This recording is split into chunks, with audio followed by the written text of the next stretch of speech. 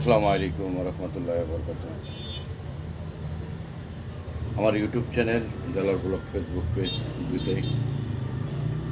আজকে যে কথাটি নিয়ে আসছি, আপনারা জানেন আমি দীর্ঘ সময়ে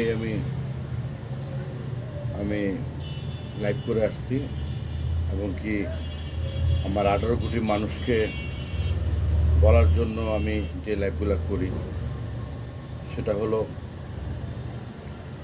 আমি কন্টেন্ট বানাই। আমি এমন কিছু কন্টেন্ট বানাই আমাদের মানুষকে সতর্কবাণী দেওয়ার জন্য কন্টেন্ট বানাই। আমার নিজের কণ্ঠই, আমার ভয়েস ছাড়া কোনো ভয়েস আমি ইউজ করি না। তো আজকে যেই কথাটি নিয়ে আসছি সেটা হলো বাংলাদেশের প্রেক্ষাপটে আজকে কলঙ্কিত হয়ে যাচ্ছে নিরীহ মানুষ। আজকে বিয়ার নামে যে কোনো বল দেখাইয়া বিয়ার শাদী হয়, আর কিছু কিছু গার্জিয়ান আছে তারা মেয়ে বিয়ে দেওয়ার জন্য, ভালো একটা পোলা পেলে মেয়ে বিয়ে দেওয়ার জন্য উঠে পড়ে লাগে। তাদের উদ্দেশ্যে বলি, প্রবাসী ভাইদের জন্য কথাটা বলতেছি। প্রবাসী ভাইয়েরাও আমার এই ভিডিওটা অবশ্যই আপনারা দেখবেন, দেখলে আপনারা অবশ্যই শেয়ার করবেন, আমার ইউটিউব চ্যানেলটা সাবস্ক্রাইব করে দেবেন।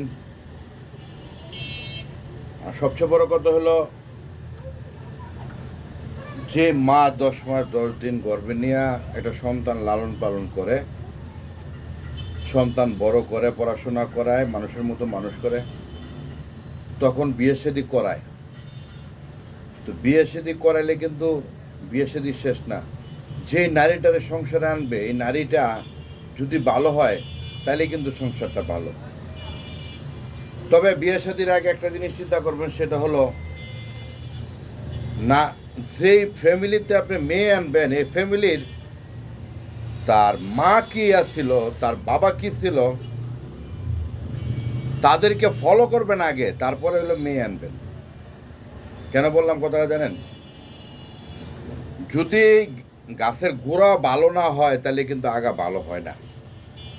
আবার মাঝে মধ্যে আগা ভালো হয়, তবে গাছের গোড়া ভালো না হলে আগা ভালো হয় না। যদি ফ্যামিলি মেম্বার ভালো না হয়, যদি তাদের 2-3টা বিয়ে হয়ে থাকে, তার সংসারের মেয়েদের কিন্তু 2-3টা বিয়া চিন্তা ভাবনা 100% থাকে, আর পরের পোলার দিকে লোভ থাকে। তো পরের পোলার দিকে লোভ থাকলে যে বাপ মা মানুষ করছে, ঠিক আছে, তখন তারা কৌশলে না নিতে পারলে তারা তাবিজ ব্যবহার করে, তো এটার থেকে দূরত্ব থাকার জন্য আপনারা একটা জিনিস চিন্তা করবেন, তার গোষ্ঠী, সে কি করে, সে কোথায় ছিল, সম্পূর্ণ দেখে তারপরে সন্তানকে বিয়ে করাবেন, সন্তান বিয়ে দেবেন। ফ্যামিলি, মেয়ে হোক ছেলে হোক, ফ্যামিলি দেখে তারপর বিয়ে দেবেন। আর প্রবাসী ভাইদেরকে বলি আমি, আপনারা বিয়ের আগে, ঠিক আছে, বইলা করে নেবেন যে আমার বউ আমার বাড়িতে থাকবে, আমি প্রবাসে থাকি আর জানি থাকি না কেন। প্রবাসী ভাইদেরকে একটা জিনিস বলি, বাপ মা জন্ম দিছে, কর্ম করছে, লালন পালন করছে, বাপ মাকে কোনো সময় বলবেন না। বাপ মা হলো বট গাছ, এটা মানতে হবে।